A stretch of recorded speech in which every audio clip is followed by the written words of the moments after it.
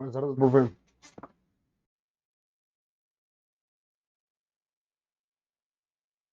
Buenas tardes, profesor.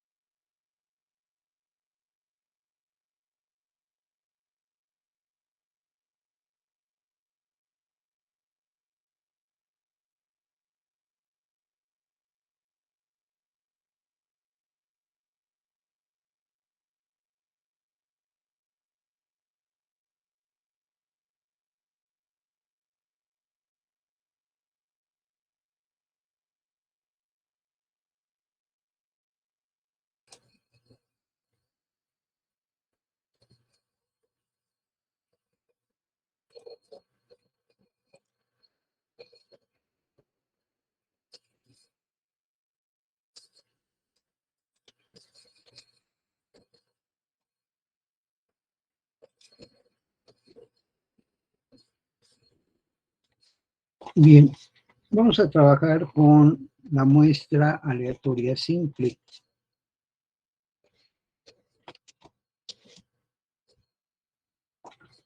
Aquí podemos hablar de una muestra de tipo n minúscula, recordando que esa n minúscula lo que nos está indicando es que se trata de nuestra muestra. Y la n mayúscula lo que implica es la población. Por lo tanto, dice que tenemos una muestra aleatoria simple de tamaño n minúscula de una población finita de tamaño n mayúscula.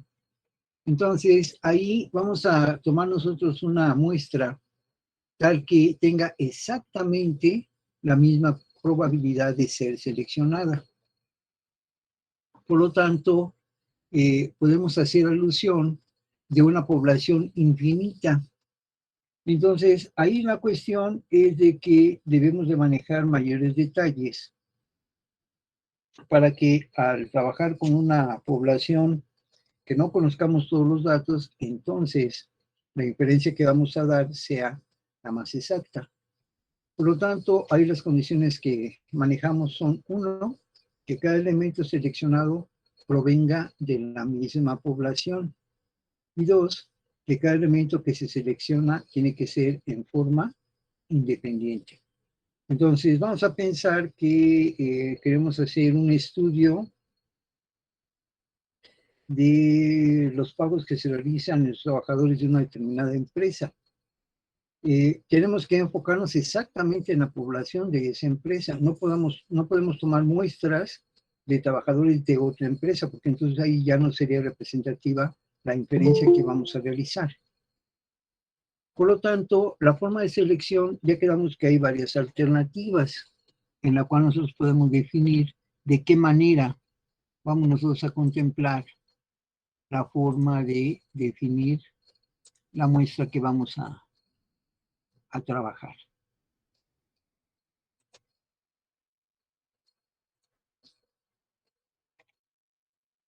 Entonces, podemos decir que para determinar la cantidad de muestras aleatorias simples de tamaño n minúscula, recuerden que esa n minúscula se refiere a la muestra, y en base a la población finita de tamaño n mayúscula, la n mayúscula recuerden que hace alusión a la población, entonces se hace uso de la expresión m subíndice a s, que eso lo que nos está indicando es la cantidad de muestras aleatorias simples, va a ser igual a n factorial, recuerden que esa n mayúscula se refiere a la población finita, entre n minúscula, recuerden que esa es una muestra aleatoria simple, esto n factorial por el producto de n mayúscula menos n minúscula, esto factorial.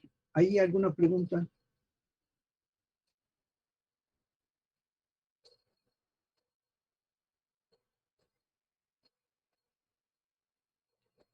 Ok. No, profe. Tenemos aquí un ejemplo. Dice, al director de personal de Electronics Associates Incorporation, EAI, se le ha asignado la tarea de elaborar un perfil de los 2.500 gerentes de la empresa. Las características por identificar son, entre otras cosas, el sueldo anual promedio y la proporción de gerentes que terminaron el programa de adiestramiento administrativo de la empresa. Lo que nos preguntan es determinar la cantidad de muestras aleatorias simples y distintas que se pueden seleccionar para una población de 30 gerentes. Cabe mencionar que los cursos que la empresa da, los cursos de capacitación cuestan. Entonces hay algunas ocasiones que para el manejo de estos cursos se piensa muy bien a quiénes se les van a proporcionar. Aquí, por ejemplo, estamos hablando de gerentes. Hace una alusión de 30 gerentes. Cuando hablamos de 30 gerentes, quiere decir que esa empresa pues es bastante grande. Eso únicamente en cuanto a la muestra. Pero aquí hablamos de 2.500 gerentes de la empresa. Entonces la empresa pues es bastante grande. Por lo tanto, ya quedamos que m subíndice a s es igual a n mayúscula factorial entre n minúscula factorial por n mayúscula menos n minúscula factorial. Podemos decir entonces que los 2.500 va a ser la n mayúscula y los 30 es la n minúscula. Por lo tanto, podemos decir que esto es 2.500 factorial entre 30 factorial. Esto 2.500 menos 30 factorial nos da 2.470 factorial. Ahí, por ejemplo, si ustedes quieren, pueden reducir el 2.470 factorial con el 2.470 factorial para que puedan efectuar el cálculo. Pero si su instrumento de medición permite realizar esa operación, adelante. Entonces, todo eso entre 30 factorial, lo que nos da es 2.75 por 10 a la 69 muestras aleatorias distintas de 30 empleados que se pueden tomar de esa empresa. ¿Preguntas?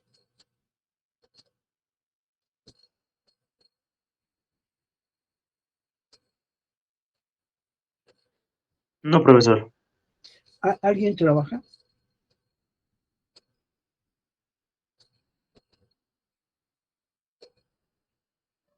Sí, profesor. Ok, ¿en qué empresa trabaja usted? En una textil. Una textil. ¿Y ahí su función a qué se refiere? El control del área de tejido donde me encuentro. Ok. ¿La empresa es grande, mediana, pequeña? ¿Usted cómo la considera? Pues no es una super gran corporación, pero sí es mediana, por así Ok. decirlo. ¿La empresa es conocida? No porque es proveedora, es solo maquila. Ok, perfecto. Sí, precisamente desde cierto tiempo, nuestra escuela hermana, la ESIT, ha tenido problemas que hasta incluso se pensaba que iba a desaparecer tiempo atrás. Porque, bueno, pues sabemos que cuando surge el Instituto Politécnico Nacional, una de las ideas del general Lázaro Cárdenas, pues era elaborar vestido o llamemos vestimenta a un precio relativamente bajo. Entonces, precisamente por eso se crea la Escuela Superior de Ingeniería Textil. Con el paso del tiempo, sabemos que por ahí se empezaron a manejar las famosas pacas, ¿no? Y en la cual, pues bueno, puede que sea ropa usada, pero un artículo lo venden a un precio muy bajo.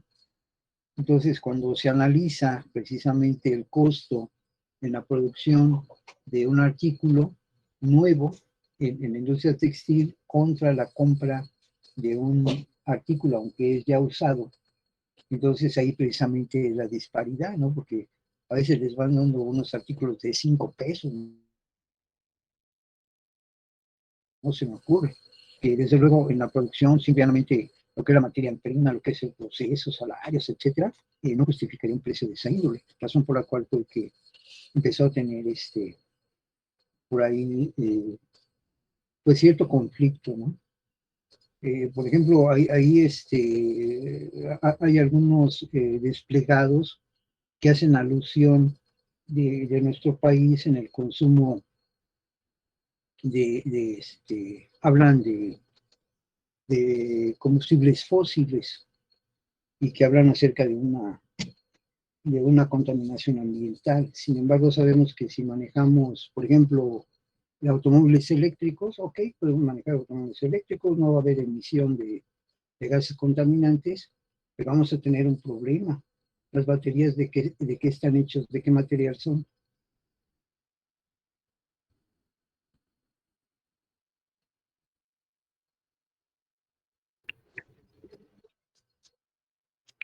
¿De litio? De litio, exactamente de litio. ¿Y qué es lo que ocurre cuando se van a desechar esas baterías? ¿Dónde se van a enviar? A fin de cuentas, pues, ese es un elemento contaminante también. Pero bueno, sabemos que a veces eso es cuestión política, no es tanto de ingeniería. Nosotros que estamos en esta área de ingeniería, pues sabemos qué es qué, ¿no? Con respecto a las diferentes ramas en las cuales nosotros nos desenvolvemos. Entonces aquí precisamente hacíamos alusión que el número pues es bastante grande, 2.75 por 10 a 69 muestras aleatorias que podemos tomar de todos esos gerentes que conforman esa empresa. Entonces hay unas empresas que son muy grandes, por ahí por ejemplo se hablaba mucho de las generaciones, aquí que hablamos de la cuestión esta eléctrica, habla precisamente de la generación eléctrica, la generación electrónica, y ya después cuando empiezan a usar dispositivos que ya no son de carácter electrónico, sino que ya estamos hablando de circuitos integrados, etcétera, ¿no?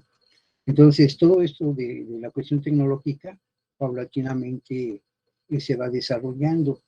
Que hay un impacto ecológico, desafortunadamente, pues así es, ¿no? Se señala que el virus que tiene la Tierra, ¿cuál es el virus que tiene la Tierra, nuestro planeta? Nosotros. Es el mismo hombre, ¿verdad?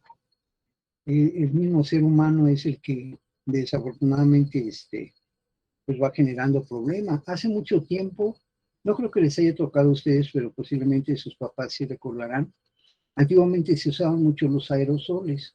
Por ejemplo, el tipo de desodorante, ya ven que ahora se maneja el de barrita o el de bolita. Antiguamente se empezó a usar mucho el aerosol. Pero, ¿qué empezó a generar el problema del aerosol? El desgaste de la capa de ozono. Empezó a deteriorar la capa de ozono, efectivamente. Entonces, la capa de ozono es una capa que precisamente nos protege de todos los rayos que vienen del espacio exterior, ¿no? Entonces, de tajo se dijo, no, pues hay que quitar ese tipo de aerosoles, y por eso vino el sustituto bueno, fueron esos otros tipos de desodorantes. Había aerosoles que, por ejemplo, usaban en su momento las mujeres cuando se realizaban un peinado y querían que el cabello quedara fijo, entonces empleaban un fijador en aerosol. O sea, todo lo que implicaba aerosol era precisamente por el gas que se encontraba dentro del recipiente, y que al liberarse, bueno, pues se expandía, llegaba a la atmósfera y posiblemente le pegaba a la capa de ozono. Definitivamente, pues donde hay desarrollo de parte del hombre, desafortunadamente le va impactando a la naturaleza, ¿no? Qué bueno fuera que esto no fuera así. Se pretende que se manejen controles. Por ejemplo, nosotros en la refinería 18 de marzo, los quemadores de campo los quitamos porque efectivamente cuando se quemaban algunos subproductos que ya no eran útiles, se quemaban y pues todo eso llegaba a la atmósfera. Pero ya se habían instalado lo que eran quemadores de velas, quemadores sin humo, que precisamente lo que abatía era precisamente la generación de esos gases, ¿no? Que incluso ya esos quemadores de velas que les comento, ya ni se pusieron en práctica. Vino el cierre de la refinería, quemador sin humo sí existía, el quemador sin humo, y los quemadores de campo los quitaron y precisamente la idea era manejar el control de contaminación. Por ejemplo, en lo que eran las aguas, teníamos plantas de tratamiento de agua, tratamiento de aguas industriales, teníamos lo que era el clarificadorador, ahí lo que hacía era precipitar precisamente los compuestos derivados del petróleo que contaminaban el agua. Teníamos placas corrugadas, trampas API, precisamente por diferencia de densidad, como el hidrocarburo es más ligero que el agua, tenía esa la parte superior, y nosotros quitábamos todos esos elementos y posteriormente el agua la reutilizábamos, ya no como agua potable, pero sí la usábamos como agua de enfriamiento, o bien la podíamos usar como agua de contraincendio. Entonces, si bien es cierto que nosotros como seres humanos, bueno, pues le impactamos al ambiente, también es cierto que de una forma u otra vemos algunas alternativas de solución. La cuestión, les comento, es cuando se da un enfoque, se distorsiona la imagen, entonces se da un panorama que realmente dista mucho de lo que realmente es la industria, ¿no? Y les digo, ustedes que están inmersos en ellas, que tienen algún panorama, que la están observando, pues a veces dicen, oye, es que no es cierto, no lo que están diciendo, si la realidad es esta otra.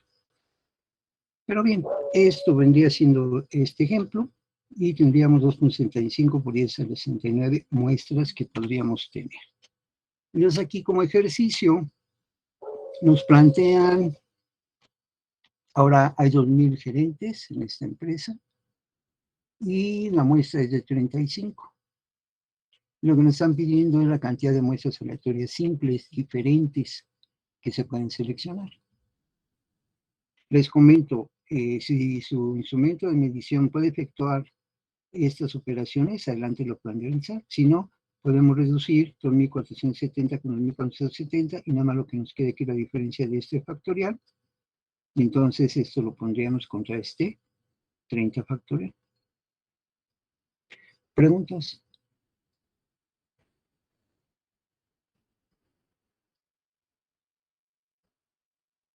¿Alguna pregunta? ¿Alguna duda? No, profe. Ok.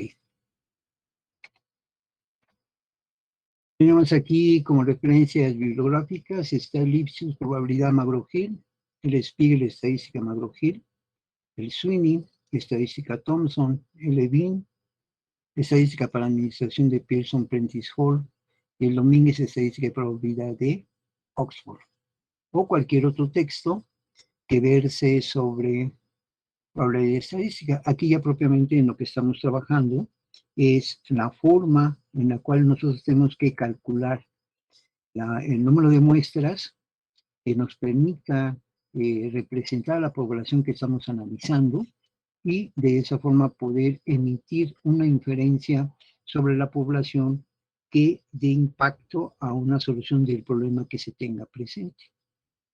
¿Preguntas? ¿Alguna duda?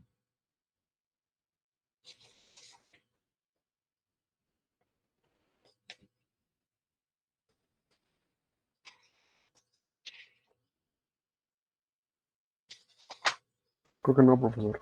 Ok.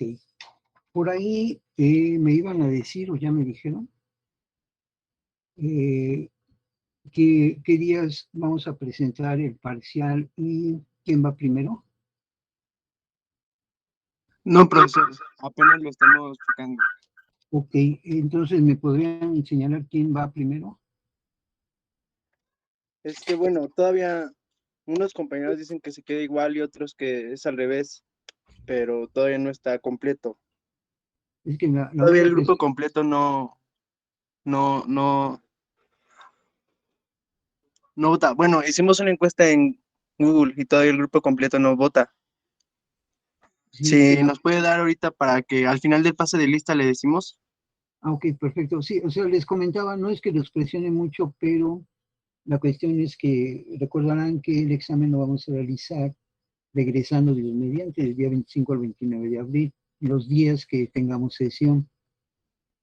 Pero, ok, adelante, como ustedes me señalan, pasamos lista, retoman ustedes su planteamiento, ya con eso ustedes me señalan. Claro que sí, con mucho gusto.